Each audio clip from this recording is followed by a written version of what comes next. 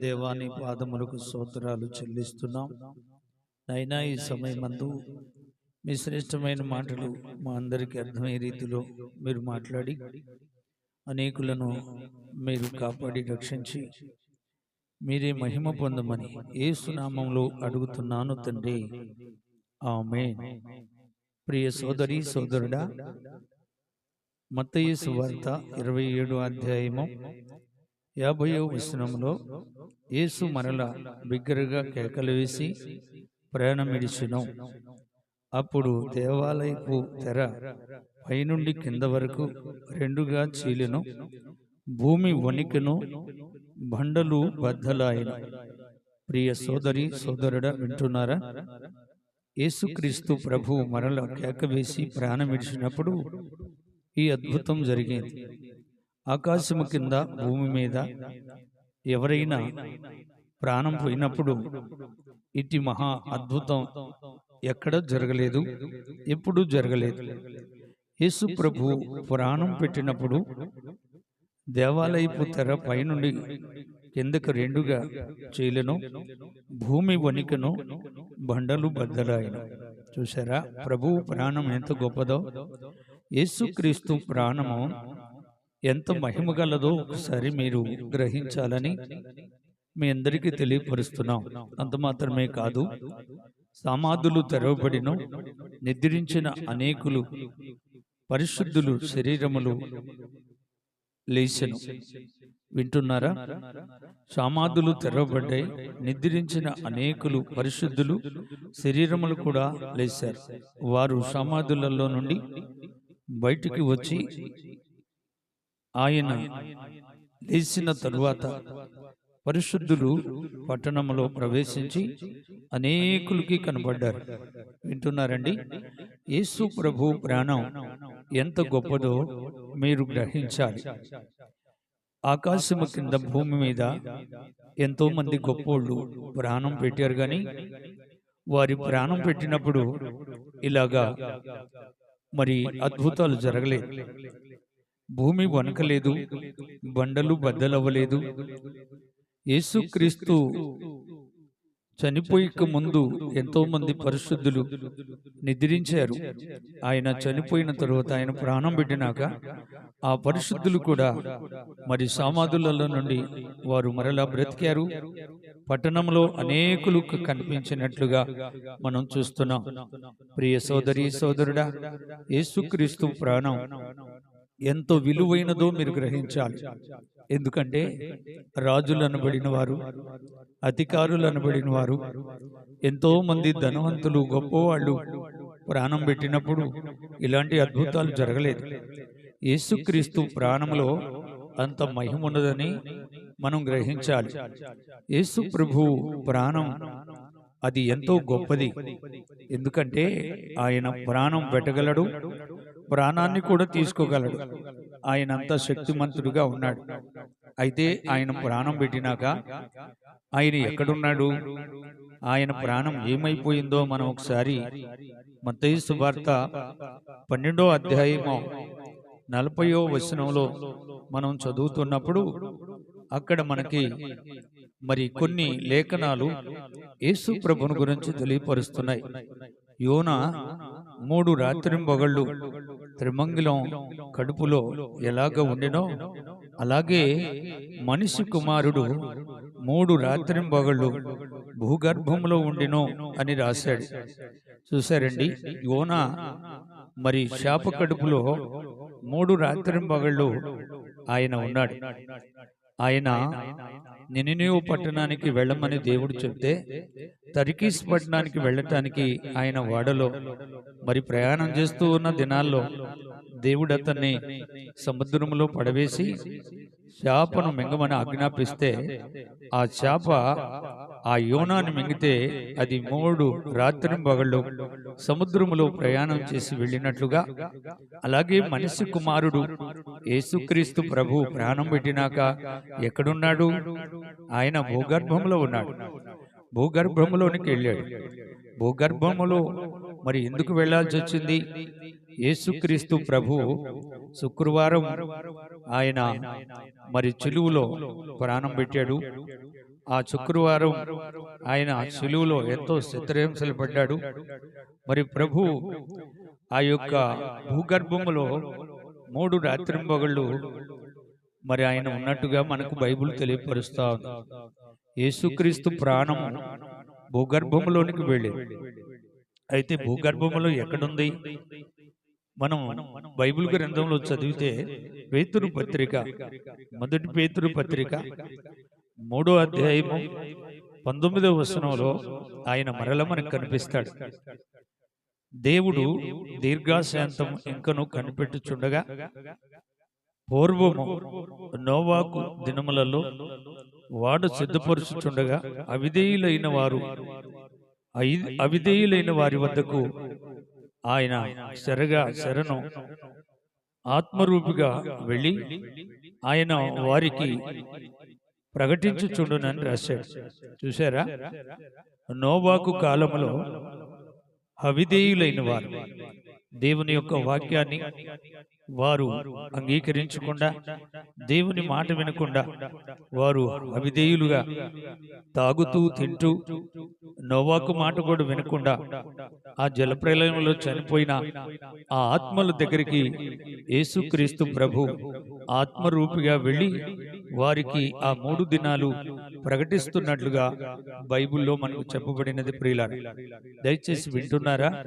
యేసుక్రీస్తు ప్రాణం ఆయన మరి చెరలో ఉన్న వారి వద్దకు వెళ్ళి వారికి ప్రకటిస్తూ ఉన్నాడు.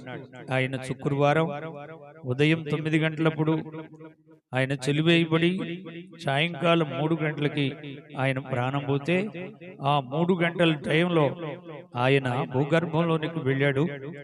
అక్కడ అవిధేయులైన వారు నోవాకు దినాల్లో జలప్రలయంలో చనిపోయిన ఆ మనుషులందరికీ ఆయన బోధిస్తున్నాడు. ఆత్మరూపిగా వెళ్ళి ఆత్మలకు ప్రకటిస్తున్నాడు. చూడండి ఎంత మహిమగల దేవుడో! యేసుక్రీస్తు ప్రాణం ఎంత గొప్పదో చూడండి, ఎంత జాలి గలవాడు. ఆయన ఇంకా దీర్ఘశాంతమును కలవాడై ఆయన ఈ యొక్క ఆత్మల దగ్గరికి వెళ్ళాడు. ఆత్మలకు ఆయన 3 గంటల టైంలో, శుక్రవారం 3 గంటల టైంలో నుండి శనివారం అంతా ఆదివారం తెల్లవారు చుండగా మరల ఆ సెరలో నుండి ఆయన బయటకు వచ్చి మగ్దలేని మరియాకు తోటలో కనిపించి ఆయన ఆరోహణమై వెళ్ళినట్లుగా మనం చూస్తున్నాం. ప్రియులారా, గలిలయ ప్రజలు యేసుక్రీస్తును చూశారు. ఆయన ఆరోహణమై వెళ్ళిపోవచ్చుండగా ఆ గలిలయ ప్రజలందరూ అలాగా యేసుక్రీస్తు ప్రభువుని చూస్తూ ఉంటే అక్కడ 2 తెల్లటి వస్త్రాలు ధరించుకున్నవారు ఆ గలిలయ ప్రజలతో ఏం చెప్తున్నారు? గలిలయ ప్రజలారా, ఇదిగో క్రీస్తు ఆరోహణమై వెళుచు ఉంటే మీరు ఎలాగా చూస్తున్నారో ఆయన అలాగా మరలా తిరిగి మరలా వస్తాడు అని ఆ యొక్క 2 తెల్లటి వస్త్రాలు ధరించిన ఆ మనుషులు చెప్పినట్లుగా బైబిల్ మనకు రుజువుపరుస్తా. దయచేసి మీరు ఆలోచించవలసింది ఏంటంటే, యేసుక్రీస్తు ప్రభు మహిమ గలవాడు, మహిమ స్వరూపి. ఆయన సర్వమానవాళ్ల కోసం వచ్చి ఆయన చిలువలో రక్తం కార్చి అందరి కొరకు గాయపరచబడి అందరినీ కాపాడటానికి ఆయన ప్రాణం పెట్టినవాడు. ఆయన ప్రాణంలో ఎంత విలువ ఉన్నదో మీరు గ్రహించాలి. ఆకాశము కింద భూమి మీద అట్టి మహాప్రాణము ఎప్పుడూ కనిపించదు, ఏ గ్రంథంలో కనిపించదు. ఆకాశమందు కానీ భూమి యందు కానీ భూమి కింద నీళ్ల యందు కూడా అంత మహిమగల ప్రాణం ఎక్కడ కనిపించదని మీకు మేము తెలియపరుస్తున్నాం. ఎందుకంటే యేసు ప్రభు సర్వమానవాళ్ళ కోసం ఆయన చంపబడ్డాడు. ఆయన 3వ దినాన తిరిగి లేచి ఆయన మరల ఆ యొక్క పరలోకానికి వెళ్ళిన మహాన్యుడు, మహోన్నతుడు. ప్రియులారా, ఆయన యొక్క జీవ చరిత్ర మీరు తెలుసుకోవాలి. ఎందుకంటే యేసు ప్రభు మానవ రూపంలో వచ్చాడే కానీ ఆయన సృష్టికర్త, ఆయన సర్వేశ్వరుడు. ఆయనలో ఏ పాపము లేదు, ఆయనలో రవ్వంత పొరపాటు కూడా లేదు. ఆయన సృష్టికర్తని, సర్వేశ్వరుడని, ఈ సృష్టికి ఆధారభూతుడు, ఆది సంభూతుడని ప్రజలు అర్థం చేసుకోవాలని మీ అందరికీ తెలియపరుస్తున్నాం. ఎందుకంటే యేసుక్రీస్తు ప్రాణం పెట్టినప్పుడు మరి భూమి వణగటం, బండలు బద్దలైపోవటం, ఆయన మరణించక ముందు పరిశుద్ధులు మరణించిన వాళ్ళందరూ సమాధులలో నుంచి లేవటం, ఆ యొక్క పరిశుద్ధ పట్టణంలో అనేకులకు కనిపించడం, ఇవన్నీ ఆశ్చర్యకరమైన అద్భుతాలే. ఇవన్నీ మనం అర్థం చేసుకొని యేసుక్రీస్తు ప్రభువే ఈ లోకంలో సృష్టికర్తని, ఈ సృష్టిని చేసిన వాడని ప్రతి ఒక్కరూ మీరు అర్థం చేసుకోవాలని తెలియపరుస్తున్నాం. ఆయన మానవ రూపుగా వచ్చాడు.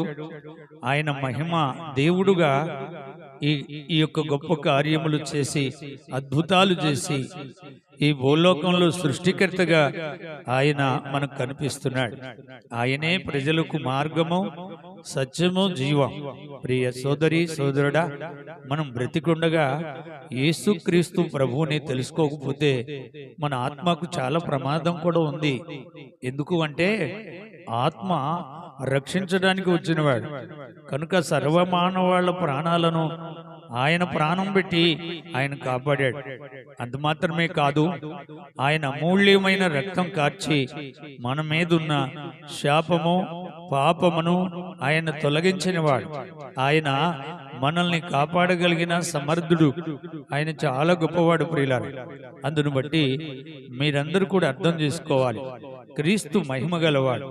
క్రీస్తు యొక్క చరిత్ర ఏ రాజుకు లేదు, ఏ అధికారికి లేదు. ఈ భూలోకంలో ఏ మానవుడు కూడా ఆయన యొక్క మహిమ ఎవరికి ఉండదు అని ఆయన పూజనీయుడు, పూజింపదగిన దేవుడు. కోట్లాది దూతలు ఆయన్ని స్తుతిస్తున్నారు. సర్వమానవాళ్ళు కూడా ఆయన్ని ఆరాధించాలి. ఎందుకంటే ఆ మోక్ష మార్గానికి వెళ్ళాలి అంటే, యేసు మార్గంలో పరలోకానికి వెళ్ళాలి అంటే ఆయన్ని పూజించాలి. ఆయన పూజనీయుడు, పూజింపదగిన దేవుడు. అంటే మహాదేవుణ్ణి తెలుసుకోకుండా నీవు ఒకవేళ చనిపోతే నీ ఆత్మకు రక్షణ ఉండదు, నీ ఆత్మ పాతాళంలో పడిపోతుంది. అందుకనే ఆయన పోలికలో చేయబడిన ప్రతి మానవాని ఆత్మను కాపాడడానికి ఆయన ఆత్మరూపిగా ఈ లోకానికి వచ్చాడు. ఈ లోకంలో తండ్రి చిత్తాన్ని నెరవేర్చడానికి ఆయన మనందరి పాపాలు ఆయన భుజముల మీద మోసాడు. మనందరి శాపాలు ఆయన భుజముల మీద మోసుకొని వెళ్ళాడు. ఆయన ఈపు ఎనకతట్టు మన పాపములు పారేసిన ఆ మహాన్యుడు యేసుక్రీస్తు ప్రభు. ఆయన ఆరాధిస్తే, ఆయన్ని నువ్వు తెలుసుకుంటే ఆ మోక్ష మార్గంలో యుగయుగాలు దేవునితో ఉంటావు. ఎందుకంటే భూలోకంలో ఆయన్ని తెలుసుకున్న వారికి 1000 తరాలు ఆశీర్వాదం అని బైబిల్ చెప్తా. ఆయన్ని తెలుసుకోకపోతే, ఆయన్ని నువ్వు ఆరాధించకపోతే 3-4 తరాలు శాపమని కూడా చెప్తా ఉంది బైబిల్.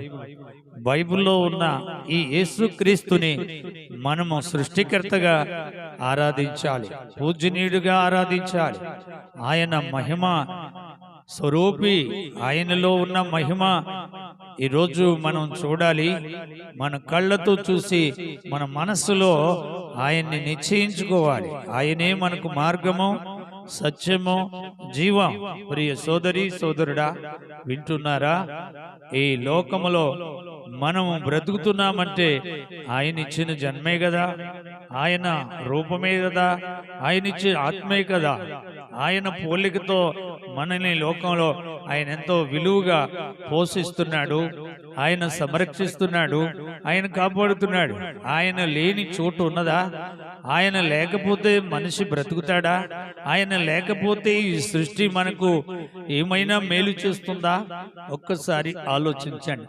మంచి మనసుతో నీవు ఆయన చరిత్రను తెలుసుకుంటున్నప్పుడు ఆయన నీకు ప్రత్యక్షమవుతాడు.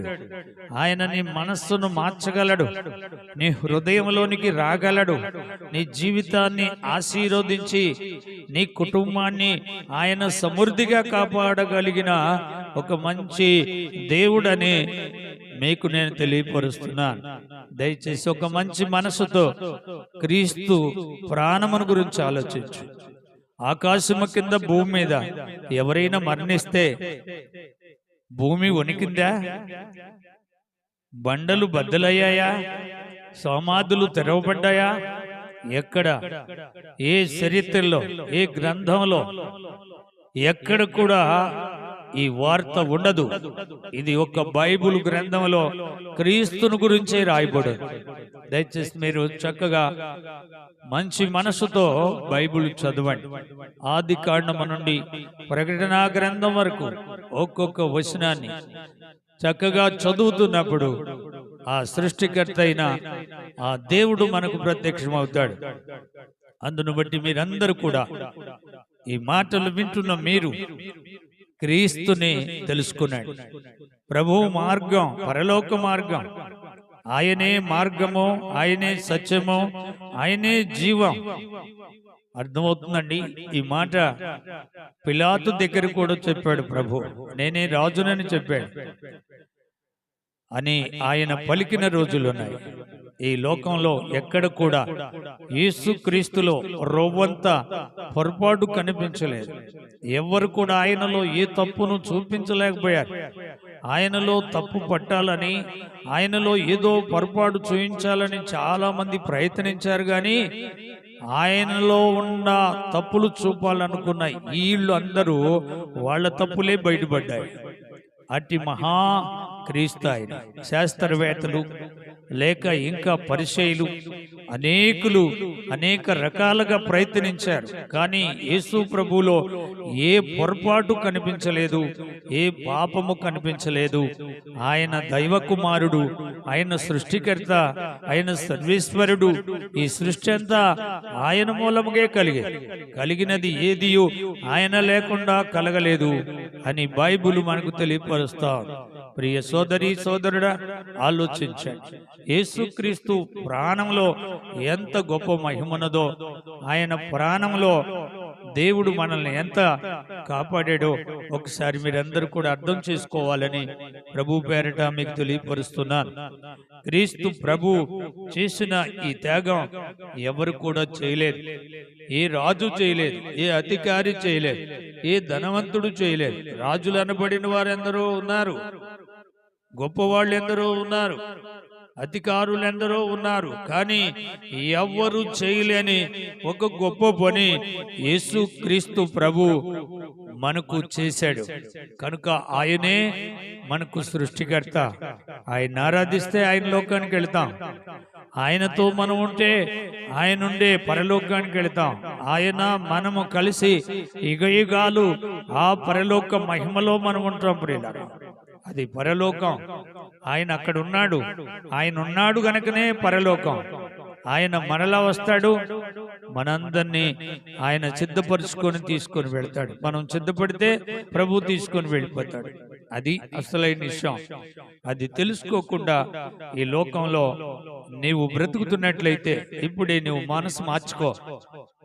ఇప్పుడే ప్రభు వైపుకు నీ మనస్సు మార్చుకొని నీవు కొంచెం బుద్ధి కలిగి నీ కుటుంబంలో నీ భార్యని పరామర్శిస్తూ, మీ బిడ్డలను చక్కగా పోషించుకుంటూ, నీకున్న ఉద్యోగంలో, నీకున్న వ్యవసాయంలో, నీకున్న చేతి పనులు, నీకున్న కూలి పనులు, ఇవన్నిటిలో క్రీస్తుతో నడిస్తే పరలోకానికి వెళ్తావు.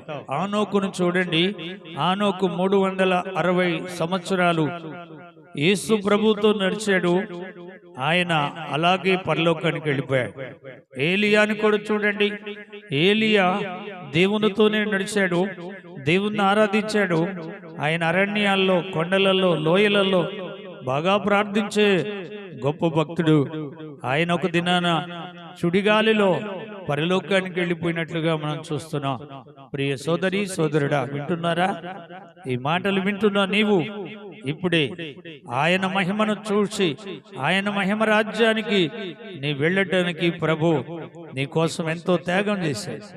నీ కోసం ఆయన ప్రాణం పెట్టాడు. నీ పాపమును తొలగించడానికి, నీ శాపమును తొలగించడానికి, నీ ప్రాణానికి మరణం లేకుండా నిత్య జీవాన్ని ప్రసాదించిన ఆ పరమ తండ్రిని తెలుసుకోవటానికి ఇంకెందుకు ఆలస్యం? వెంటనే నీవు మారు మనసు ఇప్పుడే పశ్చాత్తాపడు. దేవా, నేను ఇప్పటి వరకు తెలుసుకోలేదు, నన్ను క్షమించు. నేను ఇంకా వెనుకున్న వాటితోనే జీవిస్తున్నా. కనుక ముందున్న పరలోకం కావాలి.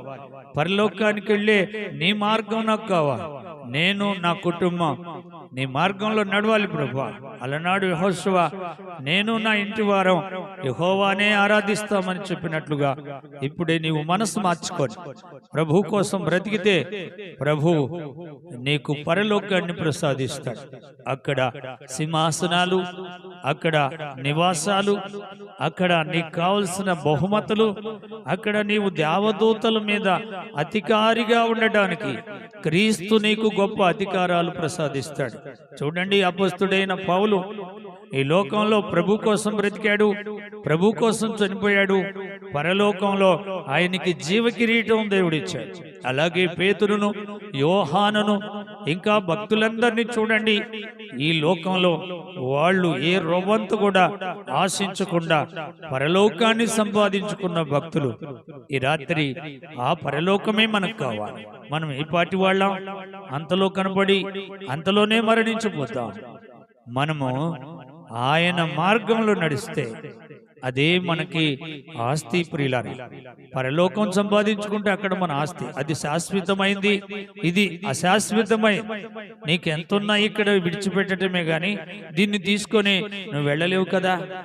అందుచేత నీవిప్పుడే మనసు మార్చుకోవాలి, ఇప్పుడే మారు మనసు పొందాలి. నీలో ఏమైనా పాపం ఉంటే ప్రభు దగ్గర ఒప్పుకోవాలి. యోహాను రాసిన మొదటి పత్రిక 1వ అధ్యాయం 9వ వచనంలో అన్నాడు, మన పాపములు మనం ఒప్పుకుని ఎడల ఆయన నమ్మదగిన వాడు, నీతిమంతుడు గనక మన పాపములను క్షమించి సమస్త దుర్నీతి నుండి మనలను పవిత్రులుగా చేస్తానంటున్నాడు దేవుడు. ఇప్పుడు కూడా నీవు ఆయన దగ్గరికి వస్తే నీ పాపములను క్షమించగల సమర్థుడు దేవుడు. వింటున్నారా? వినండి ప్రియ సోదరి సోదరుడా, ఎంతకాలం నీవు పాపంలో ఉంటావు? పాపం అనే బంధకాల్లో నీ ప్రాణాన్ని ఎందుకు నరకానికి పంపించుకుంటా? ఒక్కసారి ఆలోచించు. పాపం అనే బంధకాల్లో ఉన్నావా? ఇప్పుడే ప్రభుని వేడుకో. నీ బంధకాలను తొలగించగలిగిన సమర్థుడు ఆయన. పేతురు జైల్లో పడ్డప్పుడు ఆ జైల్లో పేతురు బంధకాలను తొలగించిన వాడు. నీ పాప బంధకాలు తొలగించడా? నీ శాప బంధకాలు తొలగించడా? నువ్వెక్కడ పడిపోయావో, ఎక్కడ నీ జీవితాన్ని పాడు చేసుకుంటున్నావో ఒక్కసారి అక్కడే ఉండి కేక వేస్తే ప్రభు నేను కాపాడుతాడు. ఒకసారి పేతురు సముద్రంలో మునిగిపోతూ ప్రభువా అని చెయ్యి చాపితే ఆయన చెయ్యి పట్టుకొని ఆయన లేపాడు, పైకి లేపాడు, కాపాడాడు. నిన్ను కూడా అలాగే కాపాడుతాడు.